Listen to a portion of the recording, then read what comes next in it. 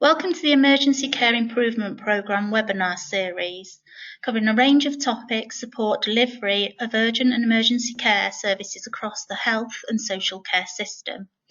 Although designed to support the 28 ESIP systems, information contained within these webinars is relevant and open to all, so please feel free to share with your colleagues.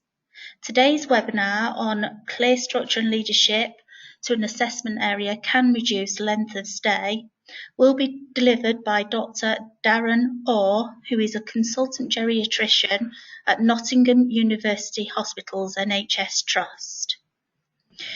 We have a couple of housekeeping points just before we begin.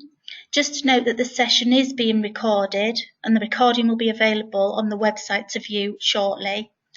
All attendees are muted to avoid background noise during the recording. And at the end of Dr. Orr's presentation, there'll be an opportunity to ask questions. If you have a question, please use the raise your hand option in the panel on the right-hand side of your screen. Alternatively, you can write your question in the question section on the panel. During the Q&A sections, we'll unmute you so you can ask your question in person. Thank you for your patience, and I'll now hand over to Dr. Orr. Thank you, Dr. Orr. All right, thanks very much, Lisa. Good afternoon, everybody. I'm just going to try and scroll through these slides now. Right, so the topic that I was given to talk about today was basically on the back of us presenting a poster presentation at the recent Society of Acute Medicine conference, where we talked about how clear structure and leadership to an assessment area can reduce length of stay based on a service improvement project that we did on one of our medical assessment units in Queen's Medical Centre, Nottingham. So for today's agenda, I'm just going to give you a bit of a background about the service improvement project that we embarked on within the last 12 months, followed by the methods of how we did it, and then a bit about the results, and then finally the conclusion. So just to give you a brief background of what we do here. So Queen's Medical Centre is a large university teaching hospital under Nottingham University Hospital's NHS Trust. We see A&E attendances in excess of 500 patients daily, and most of the patients that present to the ED or to our GP assessment unit, the acute medical receiving unit, are admitted via two acute medical admission wards, and these are D57 and B3. There is an additional ultra short stay ward called the Lynn Jarrett unit, or the LJU, for which patients come in for a short period of time, sort of within 24 hours or even less. But the initial streaming pathways to these two units was previously short stay if they go to B3, or long stay if they went to D57, with a long stay definition of more than 48 hours. So the background to this project was that we found over the course of doing a scoping exercise that a significant proportion of patients who were admitted to hospital were elderly, in the region of 80%. At the time before the changes took place, D57 was staffed by a large pool of acute medical doctors, medical consultants performing daily ward rounds, and hence some of the issues pertaining to this was a lack of consistency in terms of the physicians that were seeing these patients. There were also inconsistencies noted with regards to ward processes, and staff morale was generally low. Before the big change that occurred, we also provided what we called AMG sessions, or acute medical geriatric sessions, to D57 in terms of 5 PAs worth of consultant time to assess frail elderly patients that were admitted to the ward, and we were aided by a therapy team comprising of a physiotherapist, an occupational therapist, a physiotherapy assistant, and social workers as well. We also had a Band 7 nurse coordinator who took collateral histories for us from patients, relatives, and so on. The bed layout in D57, our medical admission units, before July 2014 was actually set up as such, as you can see in the screen in front of you. So we had 42 beds, of which the last bay on the right pertains to the side rooms, which is why the configuration looks a little bit different. However, from July 2014 onwards, what happened was we embarked on a phased transformation where we split D57 into two components, one of which was level 1, which is where sicker patients are brought up to that part of the ward to be monitored more closely. 12 beds, so 1 bay of 6 for male patients and 1 bay of 6 for female patients. And the rest of D57, the 30 beds on D57, then became just D57 itself. And basically this phase transformation took place over several months, and it was finally completed in January 2015 when the geriatricians took over the ward from September onwards, and then gave more sessions to D57 from January onwards. So previously, D57 ward rounds occurred or took place with 2 consultants and 1 registrar for 42 patients. So basically the 2 consultants and the registrar split all these patients amongst themselves to do a concomitant ward round starting at each end of the ward. And what happened was from September 2014, the geriatric department in QMC took over D57 and put in a lead clinician, which was myself, and we decided that we would increase the geriatrician presence on the ward as well. So by increasing the number of PAs that we put into the ward from 5 PAs to up to 11.6 PAs approximately from January 2015, meaning that we could provide more consistent geriatrician cover on 5 days of the week in the ward. There was also a dedicated project manager, which we had seconded from somewhere else for a period of 12 months, who was a Band 7 physiotherapist, who helped us out with our service improvement project. And basically, she started off with a scoping exercise, looking at how ward rounds were done on the ward, how handovers were, and how the board rounds were, etc., in order to see what could be improved from it. So the changes that we implemented on D57 were that we decided to put in dual consultant ward rounds in terms of having a long day and a short day consultant starting at opposite ends of the ward. So both consultants one would have started at 8 o'clock to finish at 12, and the other one would have started at 9 o'clock to finish at 6. Now this was different compared to the old model where the ward rounds were occurring with consultants and registrars. So in this case, what we decided to do was to have consultant-led ward rounds starting at both ends of the ward. We decided to start with a morning huddle, talking about safety messages and also going through the shop process of a ward round in terms of finding out who the sick patients were and who were ready for home, and finally talking about the other patients as well. And then there were also morning and afternoon board rounds occurring at approximately 11:30 in the morning and also at about 4 or 4:30 in the afternoon, just to catch up with tasks and also with the patients to see what else needed to happen before they could be discharged or transferred onto a base ward. There were also some changes with regards to ward team working. So we had a number of Band 2, Band 3, and Band 5 nursing staff, and usually they were sort of doing what they did within their banding. But what we decided to say was, okay, if the Band 2s and 3s could collaborate along with the Band 5s in each particular bay, then at least they'll be joined up working, and which would also mean that this would provide more assistance per bay for helping the patients out with certain activities, like helping them to wash, helping them to feed, and so on. And we also modified the standard operating procedure of the ward and did what we call scoreboarding, which is basically sort of assessing certain aspects of the SOP in order to make sure that people were complying with what they were supposed to do. So on some days the SOP, on some days the scoreboarding would focus on the morning huddles, which would make sure that we were trying to ensure that the morning huddles were occurring. And on some days, the scoreboarding would focus on, say, the morning board rounds and sometimes on the afternoon board rounds. So these were some of the other implementations which we did. We came up with a prioritization sheet, which you can see on your left-hand side. And this was basically to sort of highlight to us patients who were sick with a high EWS score, which needed to be reviewed first in the day. And it also gave us a prioritization of patients that that nursing staff felt could potentially be discharged earlier in the day so that they could be seen first.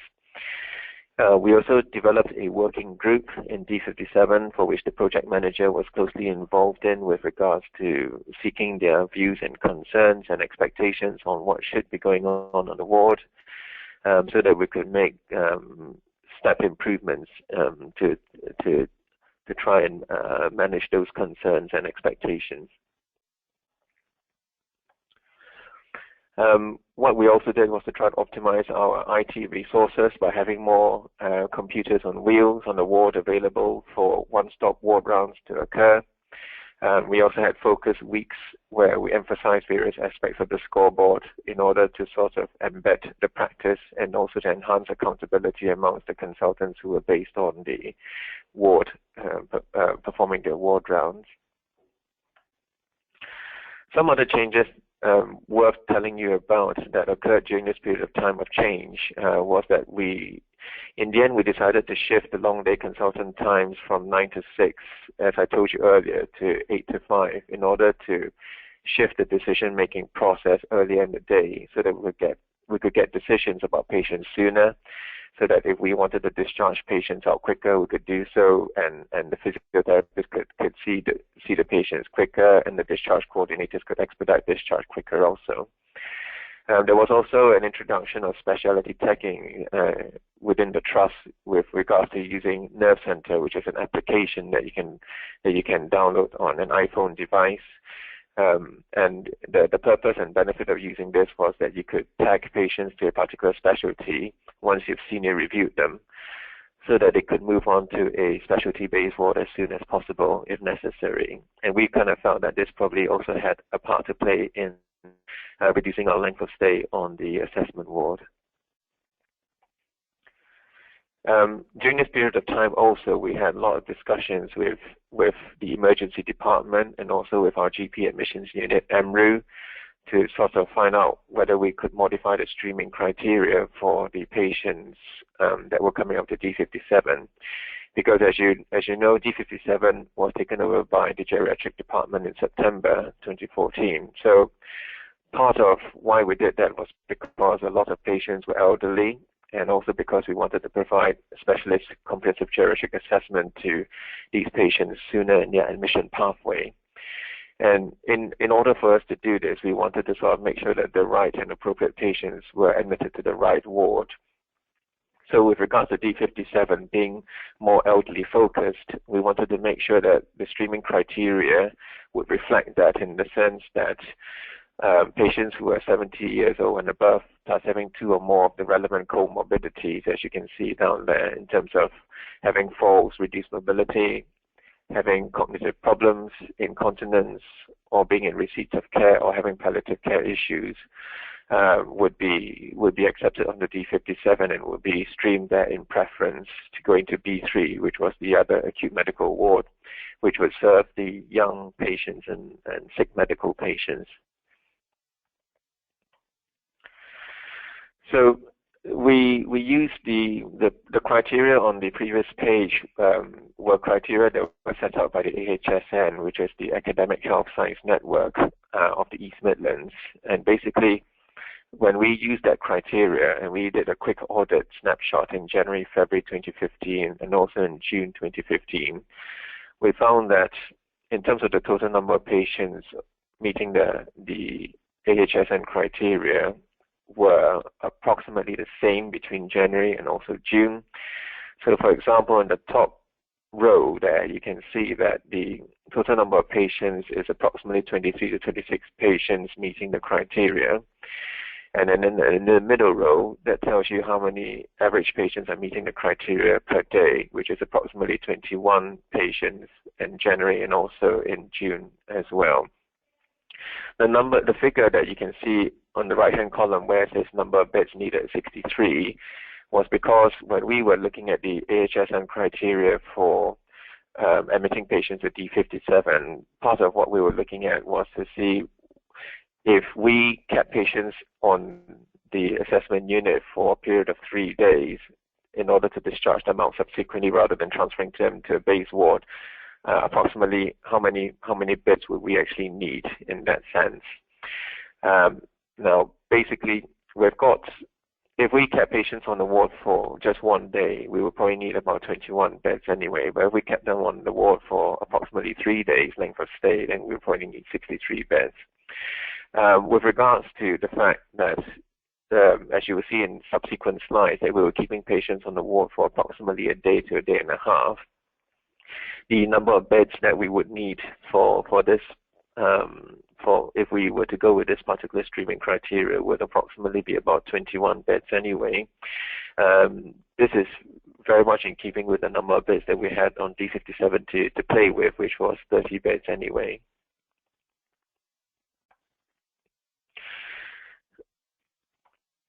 So in terms of the proposed versus current modeling of how D57 works at the present time, you can see that now there are 30 beds on the ward, so there are sort of 6 bays of 6 beds each. It's meant to be, I apologize, as you can see there are sort of 6 bays there, plus a bay of side rooms on the right-hand side, but basically the first 2 bays on the left are highlighted in green because they are now level 1 beds, so they are not part of D57. And that leaves you with the remaining 4 bays of 6 plus a bay of side rooms at the end, giving you a total of 30 beds, which is the new D57, if you like.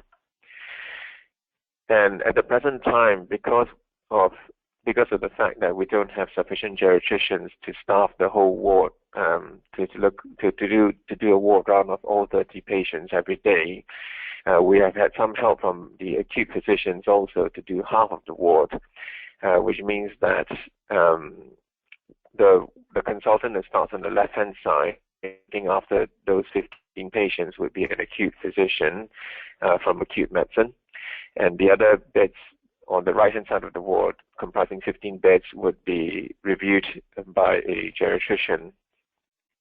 And what we would like in the months to come is that if we have sufficient geriatricians staffing our department, which we would hope to sort of convert this model to such that it would be 30 beds all run by a geriatrician as opposed to a split between acute physicians and geriatricians. So I'd just like to share with you some of the results that we've had from the project that we've done. And basically, you can see that September 2014 was when geriatricians took over D57, and in April 2015 was when a sports audit was done to see whether we had improved or not in terms of various ward processes. And you can see, based on focusing on some of the figures that have been highlighted in red, that we have actually improved the ward round order in terms of shock from 18% in September to 93% in April. There was also a clear structure of the huddle in terms of an improvement from 37% to 74%. Post-ward round board rounds in the morning improved from 18% to 80%, and the afternoon board rounds also improved from 24% to 53%. And afternoon consultant presence, which was rarely the case before the change, went up to 87% when we instituted a full-day geriatrician presence between 8 and 5 on the ward. And you can also see that subjectively, obviously, the ward staff also felt more happy coming to work, from a 30% to 65% improvement, and also the ward staff felt more valued, and this figure improved from 19% to 59%.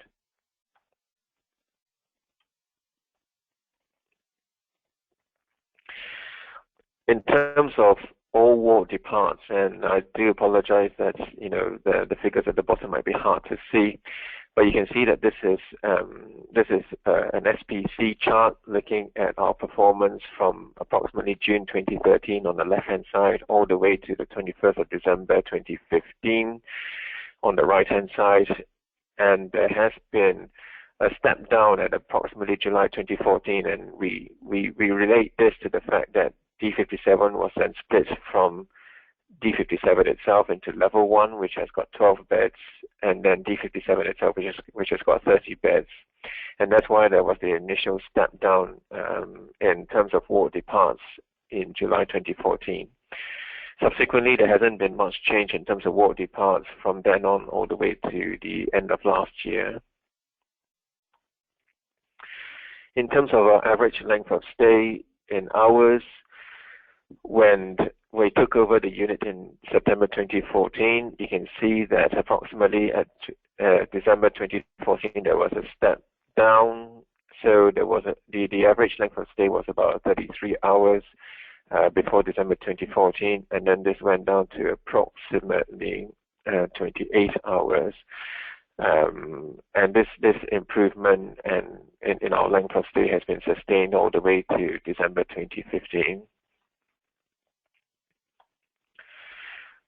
This chart, this SPC chart, shows you the weekly arrivals, and basically you can see a slight step up from September 2014 in terms of the number of arrivals into D57, which has been fairly consistent throughout all the way to January 2016, which is where the SPC graph ends on the right-hand side.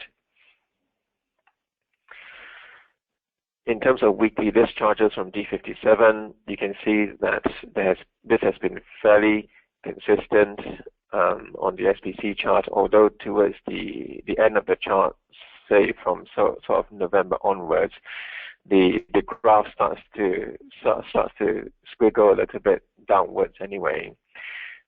We think that the explanation for this is probably because due to base ward shortages of beds anyway, because a lot of our discharges out of the ward are internal transfers rather than discharges to the community.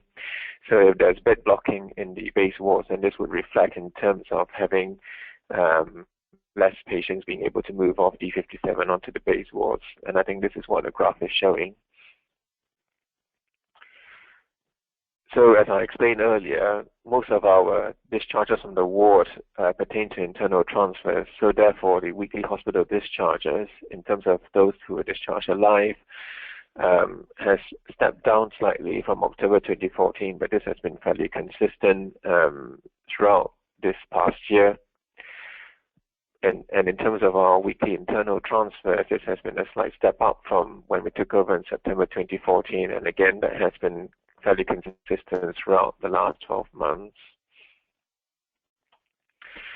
What would be interesting to sort of see is the trend as to which time of what time of day were they actually transferred or discharged out of the ward.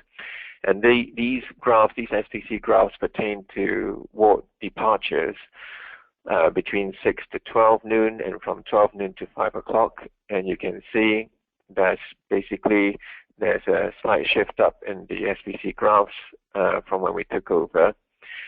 I don't bother too much about the writing at the bottom of the graph, because I'm just trying to squeeze it in together to show you the comparisons. And in some ways that's not too important anyway. But basically on the left-hand side of the graph was when we started back in 2013, and on the right-hand side of the graph, of each graph, was where we finished, where the graph terminates in December 2015. So basically you can see between 6 to 12 and 12 to 5 there has been an increase in the number of patients that have departed the ward earlier in the day. And in terms of ward departs between 5 and 10 p.m. and between 10 p.m. and 6 p.m., you can see that with regards to the 5 to 10 p.m. there's been a step down, which is an improvement in terms of patients leaving the ward later in the day. But with regards to patients leaving the ward between 10 p.m. and 6 a.m., there hasn't been much change. With regards to the internal transfers, again, you can see that there's been a step up in the SPC charts for the 6 to 12 noon and the 12 to 5 p.m., suggesting that patients are transferred out to base wards earlier in the day. And again, in terms of internal transfers between 5 to 10 and 10 to 6, you can see a step down in the patients that are transferred out later in the day from 5 to 10 p.m. And again, very little change in terms of the patients that are transferred out between 10 p.m. and 6 a.m.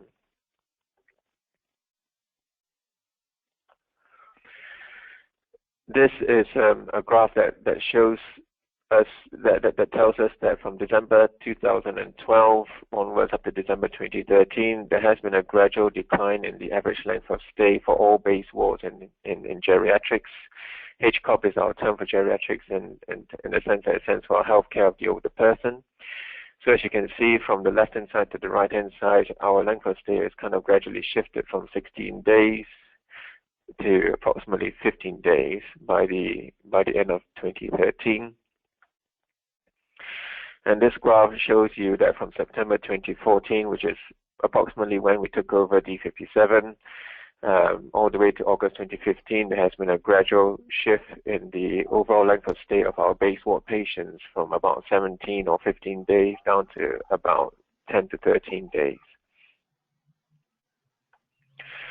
So some of the issues that we still face at the present time is a lack of human resource. And as I mentioned to you earlier in the presentation, that because we have insufficient geriatricians to staff D57 wholly, we have had to rely on the acute physicians also to help out in terms of the ward rounds. So they're doing half of the ward round whilst we're doing half the ward round. And in an ideal scenario, we would probably like to take over the entire ward with a geriatrician on either end of the ward, starting the ward round off, so that we can provide all the patients on D57 with a comprehensive geriatric review from a consultant geriatrician.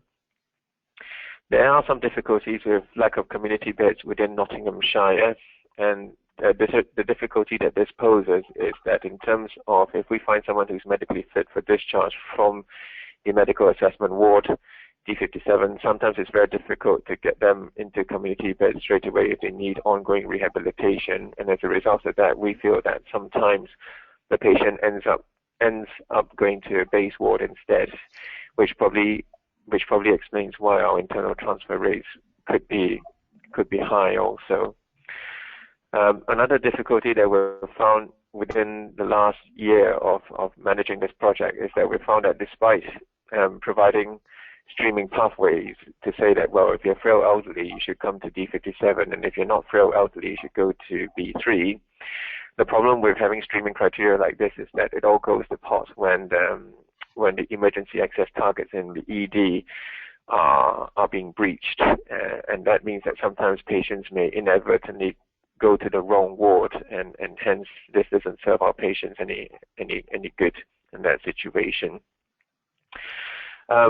We know that the turnover is good, as can be shown on the graphs that I've showed you, but I guess the question is, can our conversion rate be better? And the difficulty with this is, obviously, we know that a lot of frail elderly patients may need to actually spend 24, 48 hours in hospital and then be discharged. But with our current length of stay hovering at about 29 hours, most of the time the decision is made to sort of see how they go in the first 24 hours, and then if they're not better, then they get moved onto a base ward. And I suppose part of what we're thinking of doing now in terms of our project development is to sort of see whether we should be holding on to patients for a bit longer on the medical assessment ward, so that we can aim to discharge them from the medical assessment ward and hence improve our conversion rate. So what do we do now then? Well, basically what we've learned from our project is that I think it would be very useful to provide increased geriatrician presence on D57. And again, this would be sort of pending the resource issues that we've got at the present time. We may think about delivering geriatric expertise in the emergency department, and certainly at the present time we are providing 2 or 3 PAs sessions in the ED anyway. But the difficulty with trying to provide geriatrician expertise right at the front door is that sometimes with the 4-hour wait against you, it's very difficult to sort of make decisions on frail elderly patients there and then. And sometimes it's probably better to sort of get them onto a short stay ward where we can keep them in for 24 to 48 hours to work them up fully before thinking about discharging them again.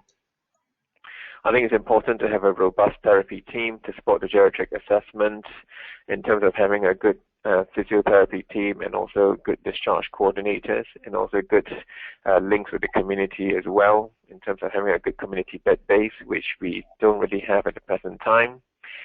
And one of the things that we've been toying around with is sort of thinking whether we should have a separate frailty unit for those patients where we expect their length of stay to be between 3 and 5 days, so that we can sort of run this frailty unit as sort of separate but concurrent to D57, where if we think that the patient needs to stay on an assessment unit for longer to be fixed before they can be sent out again, whether they could go to this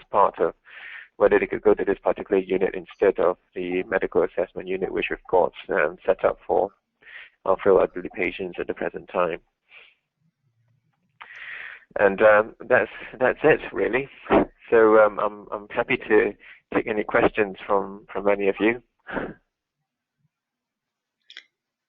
Thank you, Dr. Orr. Does anybody have any questions?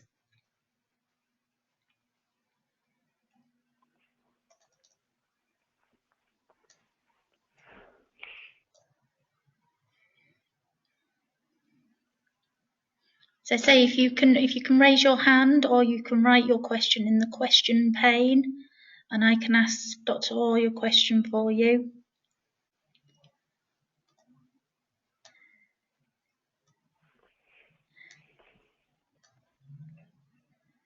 I don't seem to have anybody coming through with any questions, Dr. Orr, so I think you must have very Stand the moment of silence. presentation. I just wait well, I mean my email's on this slide anyway. So if anyone thinks of any questions that they subsequently want to ask me about, then feel free to email me. Yep, that's great. And as I say, the presentation and the recording of today's session will be on the website in the next 48 hours. So if any of your colleagues want to view it, then please point them in the direction of the website. Unless there are any questions, if anybody has passed anything, I just check. No, I don't see any raised hands. So I think we will bring the webinar to a close. And Okay. thank you very much for your time, Dr. Orr. No problem. We appreciate your time, and I'm sure there'll be questions sent to you or via the EKIP website for people that are viewing the recording on the website. Okay. Thank you, everyone. Okay. Goodbye. Right. Thanks very much then, Lisa. Thank you. Bye. Bye.